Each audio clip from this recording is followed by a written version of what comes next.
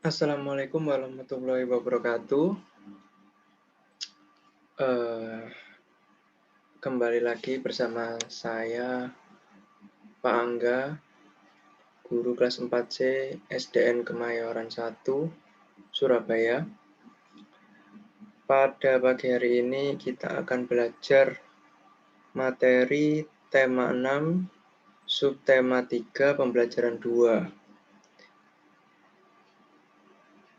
Pada kali ini kita akan fokus pada pelajaran IPA ya. Jadi langsung saja disimak materi berikut ini.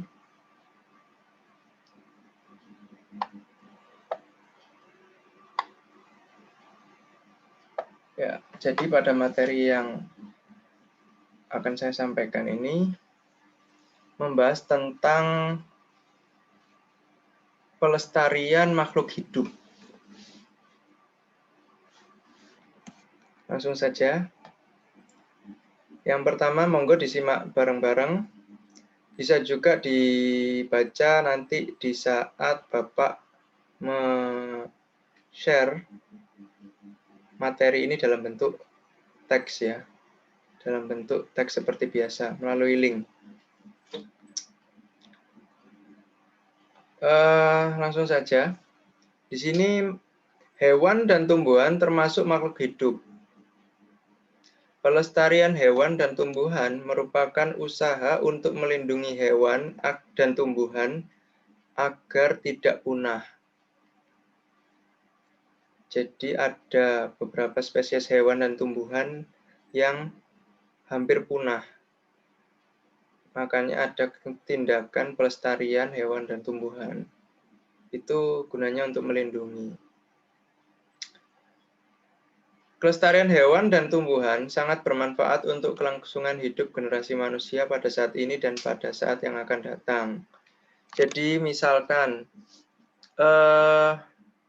banyak ya dari kita yang tidak bisa menyaksikan hewan-hewan yang sudah punah. Misalkan harimau.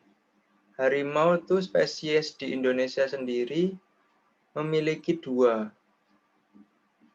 lebih dari dua, yaitu yang sudah punah ada dua.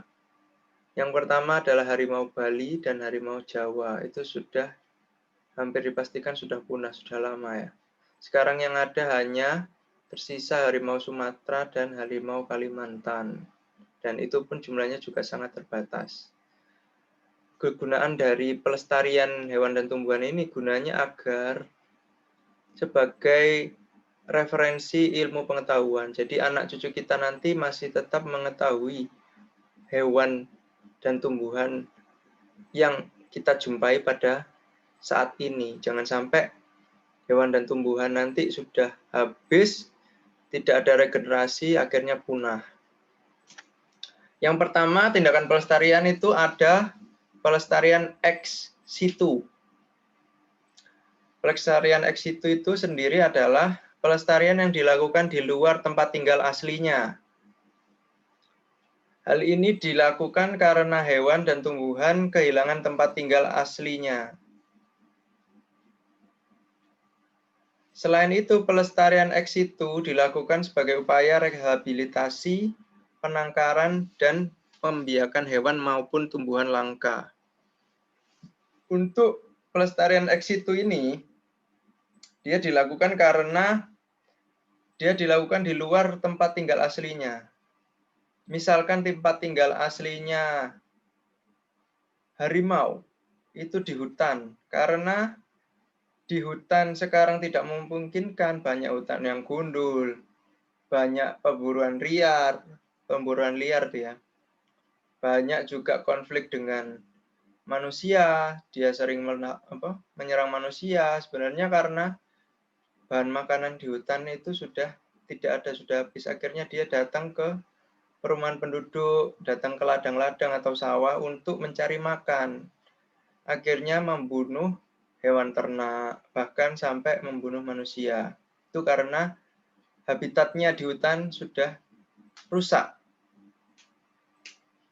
Akhirnya ada pelestarian ex situ, di luar tempat tinggal aslinya, berarti di luar hutan. Jadi seperti contohnya, ex situ itu adalah kebun botani, seperti taman safari, kebun binatang, dan penangkaran. Kebun botani ini seperti kebun raya Bogor, Taman Flora di Surabaya, dan banyak ya, kebun raya Purwodadi di Prigen Pasuruan, seperti itu. Jadi dia sebuah lahan yang banyak ditanami tumbuhan-tumbuhan langka, tumbuhan-tumbuhan yang digunakan untuk melestarikan dan dijaga proses hidupnya di sana.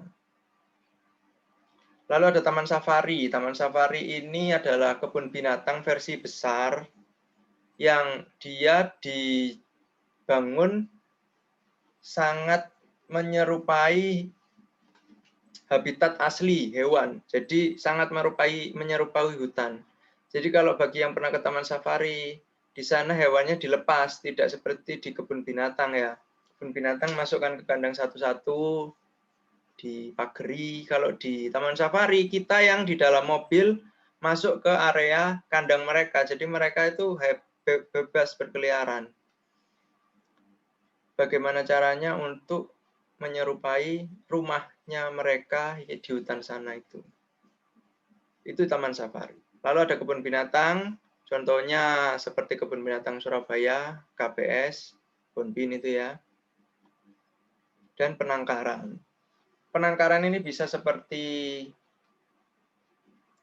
penangkaran burung, ya, seperti penangkaran burung. Jadi dia ada sekelompok penangkar, dia tugasnya untuk melestarikan burung suatu spesies burung tertentu yang mungkin habitatnya terganggu atau jumlahnya sudah tinggal sedikit, seperti jalak Bali itu ada penangkarannya karena jumlahnya sedikit. Alhamdulillah sekarang info terbaru sudah banyak lagi jalak Bali. Dua, yang selain ex situ ada pelestarian in situ. Adalah pelestarian yang dilakukan pada tempat asli hewan dan tumbuhan tersebut berada. Pengertiannya in situ itu dilakukan di tempat aslinya. In situ. Contoh pelestarian in situ adalah Suaka Marga Satwa, hutan lindung, dan taman nasional. Suaka Marga Satwa merupakan kawasan yang melindungi hewan, hutan lindung merupakan kawasan yang melindungi tumbuhan, taman nasional merupakan kawasan yang melindungi hewan dan tumbuhan. Jadi perbedaannya, kalau Suaka Marga Satwa, Suaka Marga Satwa. Suaka itu perlindungan, marga satwa. Marga itu banyak ya. Jadi satwa itu hewan. Jadi tempat berlindungnya banyak hewan. Suaka marga satwa. Beragam marga itu. Kalau Suaka Marga Satwa ini hanya melindungi hewan. Kalau hutan lindung hanya melindungi tumbuhan, hutan. Lah, untuk Taman Nasional ini dia melindungi keduanya, yaitu melindungi hewannya juga melindungi tumbuhannya. Perbedaannya seperti itu. Jadi untuk pelestarian in situ ini kebanyakan seperti hutan yang awalnya sejak dulu dia berbentuk hutan. Namun oleh pemerintah diberi kebijakan bahwa daerah tersebut masuk ke dalam pengawasan pemerintah. Jadi seperti hutan lindung. Jadi hutan itu dibiarkan tetap lebat, tetap asri, dan dilindungi oleh pemerintah. Jadi tidak ada yang boleh membeli tanah di hutan tersebut, tidak ada yang boleh menebang pohon, berburu. Jadi area terlarang. Jadi hutan yang terlindung. Itu hutan lindung. Kalau Suaka Marga Satwa itu juga sebuah area di mana dia itu memang habitat tempat berkumpulnya sebuah kawanan hewan yang dilindungi oleh pemerintah lahan tersebut. Jadi lahan tersebut dibiarkan tetap banyak hewan. Seperti Suaka Marga Satwa itu seperti Pulau Komodo. Pulau Komodo itu sejak dulu memang tempatnya berkembang biaknya komodo. Tidak ada di tempat lain kecuali di Pulau Komodo. Oleh pemerintah diberi kebijakan Pulau Komodo ini sebagai pulau khusus Waka Marga Satwa untuk hewan komodo. Jadi tidak ada yang boleh mengganggu habitat di Pulau Komodo tersebut. Hanya boleh mungkin untuk pariwisata. Tidak boleh mendirikan hutan di Pulau Komodo, contohnya seperti itu. Biar habitat mereka, tempat rumah komodo, rumah-rumah mereka itu bisa tetap terjaga, tidak terganggu. Seperti itu ya. Lanjut. Tujuan pelestarian hewan dan tumbuhan adalah memenuhi kebutuhan masyarakat yang pertama. Misalkan untuk bahan bangunan, makanan, obat-obatan. Bahan bangunan ini contohnya seperti pohon jati ya. Pohon jati sekarang sudah mulai jarang, hanya ada di hutan-hutan, di desa-desa. Pohon jati itu kayunya sangat kuat sehingga awet untuk dibuat bahan bangunan. Makanan dan obat-obatan. Jadi ada tumbuhan atau misalkan makanan ini termasuk tumbuhan dan hewan. Kita nggak akan bisa makan daging sapi lagi jika hewan sapi ini punah. Jangan sampai sapi ini bisa punah. Dijaga terus, berkembang biakannya, dilestarikan agar sampai anak-anak cucu kita nanti tetap bisa menikmati daging sapi. Seperti itu tujuannya. Obat-obatan seperti itu juga. Misalkan ada tanaman obat, tanaman jahe, karena terus diambil, tidak pernah ditanam ulang, sehingga tanaman jahe ini punah, habis. Anak cucu kita nanti tidak akan pernah bisa lagi untuk menikmati wedang jahe mungkin, seperti itu. Contohnya seperti itu ya.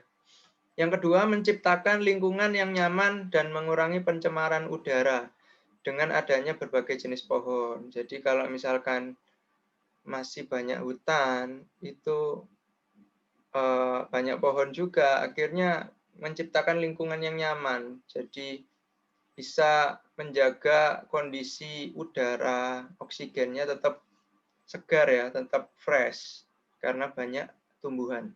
Yang ketiga, dapat dimanfaatkan sebagai tempat hiburan dengan membuat taman rekreasi atau kebun binatang ya, seperti ex-situ tadi itu ya. Ada kebun binatang, ada taman safari, contohnya di Prigen, di Bali atau di taman safari yang lain. Seperti itu tujuannya. Yang keempat, menjaga keseimbangan ekosistem agar kehidupan di muka bumi tetap berjalan dengan baik. Menjaga keseimbangan ekosistem. Jangan sampai ekosistem tadi ini nggak seimbang. Contohnya, jumlah hewan buruan, contohnya seperti ayam yang biasanya dimakan oleh hewan lain. Contohnya mungkin yang makan ayam serigala misalkan, atau harimau, atau buaya. Karena ayam ini tadi sering dikonsumsi oleh manusia, sering diburu, sering dimakan, sehingga di ekosistemnya di hutan sana ayam ini menjadi jarang. Akhirnya hewan buaya, hewan harimau, serigala mau makan ayam ini tadi sudah tidak tersedia di hutan. Sehingga tidak seimbang, akhirnya mereka mencari makan di tempat lain. Contohnya, mereka memangsa hewan ternak milik manusia, bahkan sampai menyerang dan memakan manusia. Itu efeknya. Menjaga keseimbangan ekosistem agar tetap berjalan dengan baik. Yang kelima, melestarikan keanekaragaman hayati yang bermanfaat bagi ilmu pengetahuan dan masyarakat. Jadi, biar tetap beraneka ragam hayatinya, tumbuhannya, kehidupannya, makhluk hidupnya, itu biar tetap banyak, tetap beragam. Jadi contohnya seperti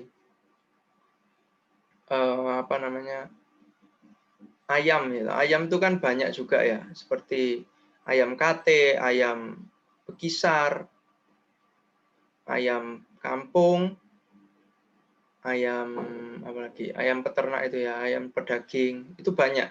Jangan sampai kalau misalkan ayam KT itu kan ayam yang cebol itu, ayam yang kecil itu. Jangan sampai jikalau salah satu dari spesies ayam tadi punah, anak cucu kita tidak akan bisa melihat contohnya misalkan yang punah ayam KT.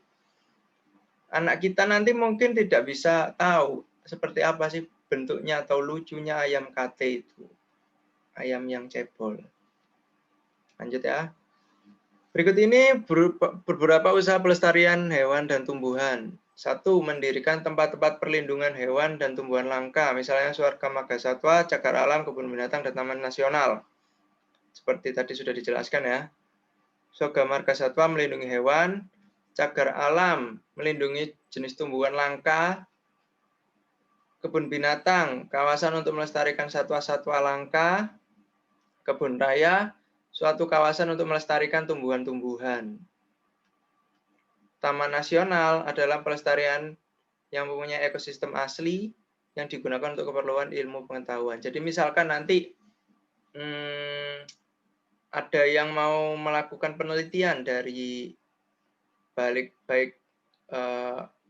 warga dalam negeri maupun warga luar negeri yang mungkin sedang kuliah dan harus meneliti hewan tertentu, bisa kita punya lahannya. Bisa silakan datang ke Taman Nasional atau Kebun Binatang, Cagar Alam, dan lain sebagainya. Agar hewannya tuh bisa untuk diteliti.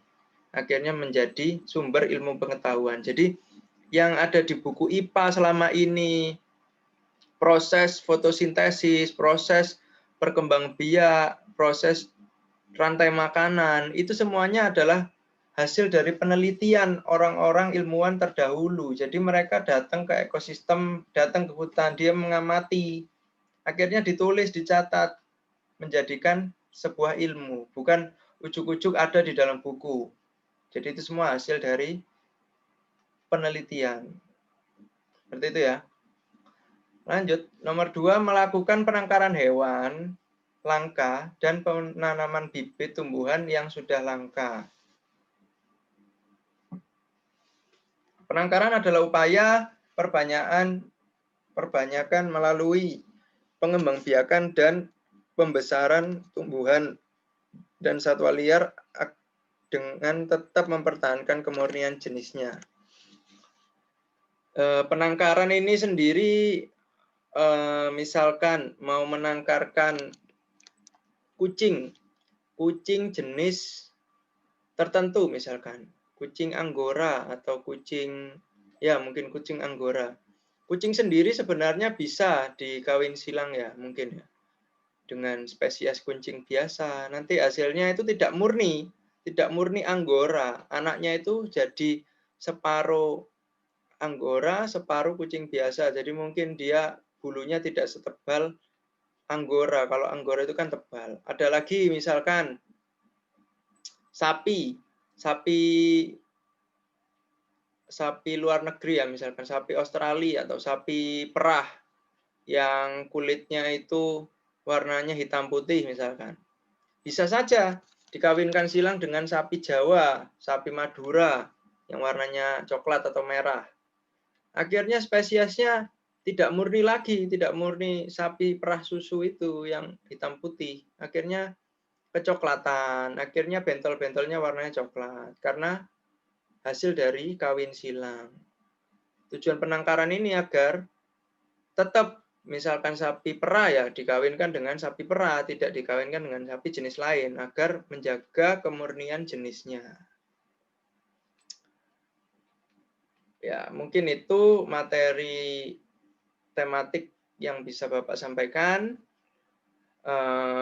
Kalian juga dapat belajar dengan menggunakan buku bacaan atau sumber belajar yang lainnya untuk menambah pengetahuan kalian. Jadi misalkan kalian bisa cek langsung di buku tema 6 ya.